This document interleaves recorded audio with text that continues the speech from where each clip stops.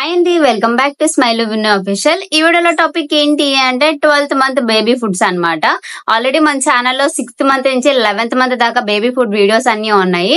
ఈ వీడియో కింద అయితే డిస్క్రిప్షన్ లో లింక్ కూడా ఇస్తాను, సో మీరైతే చూడండి. ఇంకా 6th మంత్ లో సాలిడ్స్ ఎలా స్టార్ట్ చేయాలా, సాలిడ్స్ స్టార్ట్ చేసే ముందు ఏమేమి జాగ్రత్తలు తీసుకోవాలా, అలాంటి వీడియోస్ అన్ని మన ఛానల్లో అయితే ఆల్రెడీ పోస్ట్ అయి ఉన్నాయి. సో చూడండి, అవన్నీ మీరైతే ఇంట్రొడ్యూస్ చేశాకనే సో ఇంకా ఫైనల్ ఇంకా బేబీ అనేది 1 year దగ్గర ఉంది కాబట్టి 12th మంత్ లో ఎలాంటి ఫుడ్స్ అనేవి ఇంట్రొడ్యూస్ చేయాలి అనే దాని గురించి మాట్లాడుకుందాం. సో చాలా వెరైటీస్ అయితే ఉన్నాయి కాబట్టి వీడియో మరి అంత లెంతీగా నేను పెట్టలేను కాబట్టి సో ఇది 12th month baby foods part 1 video అన్నమాట. సో ఏమేం రెసిపీస్ ఉన్నాయో, సో మీ పిల్లాడు ఏమేం తినగలుగుతాడు 12th మంత్ లోపు, ఇప్పటికీ మీరైతే ప్యూరీస్ నుంచి స్మాష్డ్ ఫుడ్స్ లోకి అయితే వచ్చిండాలి. సో రైస్ కూడా పౌడర్ నుంచి సో డైరెక్ట్ గా రైస్ కొద్దిగా మెత్తగా రైస్ చేసి పెట్టేలాగైతే మీ పిల్లాడైతే ఇప్పటికే తినగలుగుతా ఉండాలి. సో ఇలా అయితే మీరు 12th మంత్ దాకా చూసుకోండి. ఇంకా అన్ని వెజిటేబుల్స్ అన్ని ఫ్రూట్స్ కూడా దాదాపుగా మీరైతే మీ పిల్లాడికి 12th మంత్ వరకు పెట్టగలుగుతారు. సో 12th మంత్ లో ఇంకా ఇదే అన్నమాట. సో ఇంకా వాళ్ళు గ్రోత్ కూడా పెరుగుతూ ఉంటుంది కాబట్టి సో ఈ 12th మంత్ దాకా షుగర్, హనీ, సాల్ట్ ఇవన్నీ అయితే అవాయిడ్ చేసిండండి. ఇంకా 1 month తర్వాత లైట్ గా షుగర్ కూడా కాదు, సో బెల్లమే ట్రై చేయండి. సో దాదాపుగా ఒక 2-3 years దాకా షుగర్ తక్కువగానే పెట్టాలి పిల్లలకి. ఇంకా తర్వాత ఇంకా 12th మంత్ తర్వాత సో ఆవు పాలు కూడా నెమ్మదిగా ఇంట్రొడ్యూస్ చేయొచ్చు. సో 12th మంత్ దాకా కౌస్ మిల్క్ కూడా అవసరం లేదు. సో ఇంకా రెసిపీస్ ఏంటో మనమైతే వీడియోలోకి అయితే వెళ్ళిపోదాం. ఫస్ట్ రెసిపీ ఏంటి అంటే రాగితో అన్నమాట. సో ఈ విధంగా సో మనం బాయిల్ చేసే ముందు కొద్దిగా వాటర్ లో మనం రాగి పిండి కనుక కలుపుకున్నట్టయితే సో తర్వాత లంప్స్ లేకోకుండా అయితే ఉంటుంది. సో కొద్దిగా బెల్లం అయితే యాడ్ చేసుకొని, ఇదైతే ఆల్రెడీ రాగి పౌడర్స్ మీకు అయితే తెలిసిందే కదా, అందులో ఒక స్పూన్ డ్రై ఫ్రూట్ పౌడర్ అయితే యాడ్ చేసుకోండి. దీని రెసిపీ కూడా మన ఛానల్లో అయితే ఉంది. సో ఇలా దగ్గరకు వచ్చాక సో రాగి మాల్ట్ అనేది అయితే తయారైపోతుంది అనమాట. సో రాగి అనేది కంపల్సరీగా ఒక 2-3 years దాకా అయితే ఇంట్రొడ్యూస్ చేయండి. ఎందుకంటే సో రాగి పిండి ఎక్కువగా ఐరన్ అయితే ఉంటుంది. ఇంకా బనానా ఈజీగా డైజెస్ట్ అయ్యే ఫ్రూట్ కాబట్టి సో బనానాని స్మాష్ చేసేసి ఇందులో రాగి మనం మాల్ట్ అయితే చేసుకున్నాం కదా, దాన్ని మిక్స్ చేసేసి తినిపించడమే. ఇదైతే ఫస్ట్ రెసిపీ అన్నమాట. ఇంకా సెకండ్ రెసిపీ చూసుకున్నట్టయితే సో పెసరపప్పుతో, సో పెసరపప్పు మనకి పాయసం లాగా అయితే చేస్తారు కదా, అలా అన్నమాట పిల్లాడికి. సో కందిపప్పు కన్నా పెసరపప్పు తొందరగా డైజెస్ట్ అయిపోతుందని ఈ విధంగా మనం అయితే సో వేయించుకొని దాన్ని ఒక 2 times అయితే కడిగేసుకొని ఒక 2-3 విజిల్స్ మాత్రమే పెట్టుకోండి చాలు. పెసరపప్పు తొందరగా ఉడికిపోతుంది కదా. సో ఒక 2-3 విజిల్స్ అయితే పెట్టుకొని ఇలా అయితే స్మాష్ చేసుకున్నాక సో లైట్ గా అయితే పాలు అనేవి యాడ్ చేసుకోవచ్చు. మనం 10th మంత్ నుంచి కొద్దిగా అయితే యాడ్ చేసుకోవచ్చు, కానీ డైరెక్ట్ గా తాగడానికి అయితే ఇవ్వకూడదు పిల్లలకి. ఇంకా డ్రై ఫ్రూట్స్ పౌడర్ యాడ్ చేసుకున్నాను 1 స్పూన్. సో మిల్క్ అనేది అవాయిడ్ చేసుకోవచ్చు అనుకుంటే అది మీ ఇష్టం అనమాట. సో 1 year అబోవ్ నుంచి అయితే పెట్టుకోవచ్చు. కొద్దిగా బెల్లం అయితే యాడ్ చేశాను. సో ఇది పెసరపప్పు కిచిడి లాగా అన్నమాట, పిల్లలకి బాగా నచ్చుతుంది. ఇందులో మీరు వేసుకోవచ్చు అనుకుంటే లైట్ గా కొబ్బరి తురుము కూడా వేసుకోవచ్చు. సో ఇలా అయితే సాఫ్ట్ గా అయితే వేసేసుకొని ఇందులో కూడా మనం అయితే బనానా స్మాష్ చేసుకొని కూడా యాడ్ చేసుకోవచ్చు. ఇలా స్వీట్ గా అయితే ఉంటుంది, చాలా బాగా ఇష్టపడతారు పిల్లలు కూడా. సో ఇది మా బాబుకి ఫీడింగ్ ఇస్తున్న వీడియో కూడా నేనైతే యాడ్ చేశాను. సో చూడండి, చాలా బాగా అయితే తింటున్నాడు. ఇంకా నెక్స్ట్ ఏంటి అంటే ఓట్స్ అన్నమాట. ఇప్పటిదాకా మనం అయితే ఓట్స్ పౌడర్ ని అయితే యాడ్ చేసాము. సో ఇప్పటి నుంచి మనము డైరెక్ట్ గా ఓట్స్ అయితే పిల్లాడికి అయితే పెట్టొచ్చు. ఇలా మనం ఓట్స్ ని వేయించుకొనేసి పక్కన పెట్టుకొని ఇంకొక బౌల్ లో వాటర్ యాడ్ చేసుకొని అందులో ఓట్స్ వేసి సో బాగా ఉడికించుకోవాలన్నమాట. సో అన్నిటికన్నా ఓట్స్ కొద్దిగా టైం పడుతుంది ఉడకడానికి. సో అలా మంచిగా లో ఫ్లేమ్ లో అయితే ఉడికించుకొని కొద్దిగా బెల్లం అయితే వేసుకోండి. ఇలా మనకి బియ్యం ఎలా ఉడికిందో లేదో తెలుస్తుందో ఓట్స్ కూడా అలా అర్థమైపోతుంది. సో నేను ప్రతి రెసిపీలో ఏదైతే స్వీట్ రెసిపీస్ ఉంటాయో ప్రతి దాంట్లో నేనైతే డ్రై ఫ్రూట్ పౌడర్ అనేది యాడ్ చేస్తూనే ఉంటాను. ఇలా బాగా దగ్గర పడ్డాక ఉడికింది అని మనకు అర్థమైపోతుంది కదా. సో లైట్ గా మనమైతే స్మాష్ చేసుకోవాలన్నమాట. సో ఈ స్మాష్ చేసుకున్న దాంట్లో కూడా బనానా, దాదాపుగా నేను ఎక్కువగా బనానా యూస్ చేస్తాను. సో మ్యాంగో కూడా మనమైతే యూస్ చేయొచ్చు, ఇప్పుడు సీజనల్ ఫ్రూట్ కాబట్టి ఇంకా దగ్గరలో అయిపోతాయి కాబట్టి సో మ్యాంగో కూడా మీరైతే యూస్ చేసుకోవచ్చు. ఇంకా నెక్స్ట్ బీట్రూట్, క్యారెట్ అన్నమాట. ఇవి రెండిటితో ఏం చేస్తున్నాము అంటే సో ఉప్మాలోకి యాడ్ చేస్తున్నాం అనమాట. సో ఇవి మనం స్టీమ్ అయినా చేసుకోవచ్చు, బాయిల్ అయినా చేసుకోవచ్చు.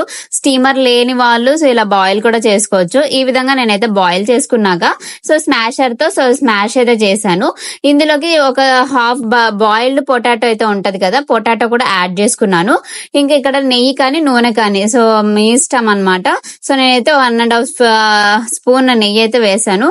అందులోకి కొద్దిగా ఆవాలు, సో చిన్న వెల్లుల్లిపాయ అయితే వేసి సో ఇందాక స్మాష్ చేసుకున్నాం కదా క్యారెట్ బీట్రూట్, సో దాన్ని అయితే వేసి కొద్దిగా పచ్చి వాసన పోయేదాకా మనం అయితే వేయించుకోవాల్సి ఉంటది.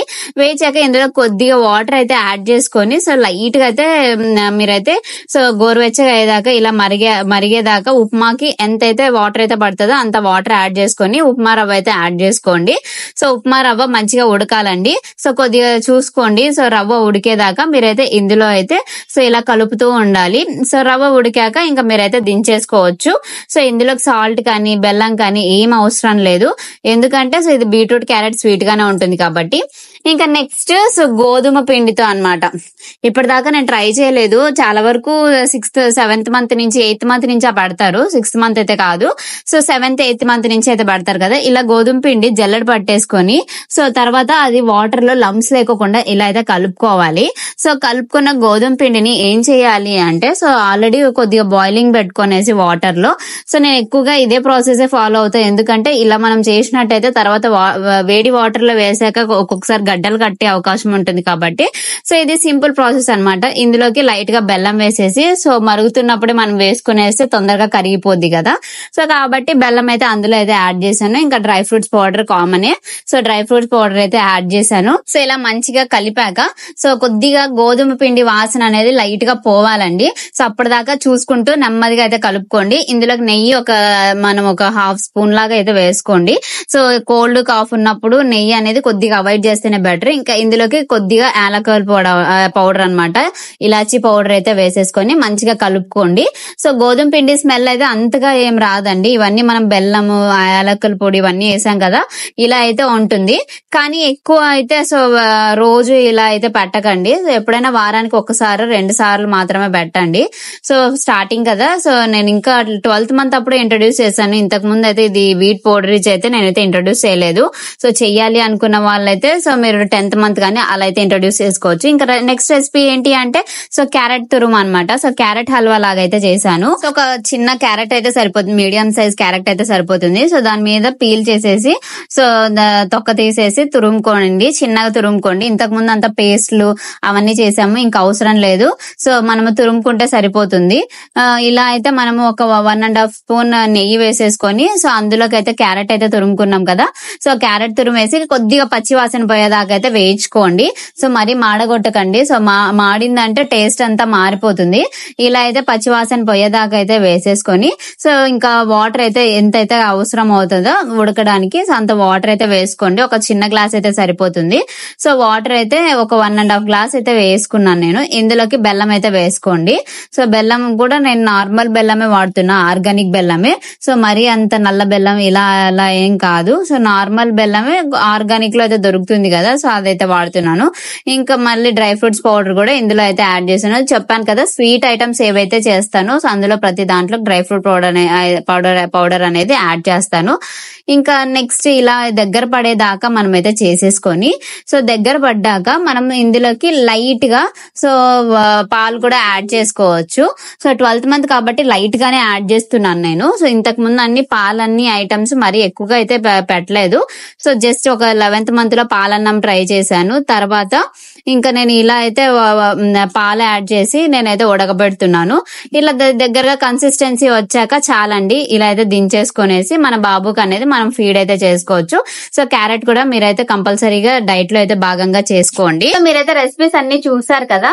సో ఇవైతే కొన్ని మాత్రమే అన్నమాట. ఇంకా చాలా రెసిపీస్ ఉన్నాయి, రైస్ ఐటమ్స్ కూడా ఉన్నాయి. సో వాటిని నేను పార్ట్ 2 వీడియోలో అయితే పెడతాను.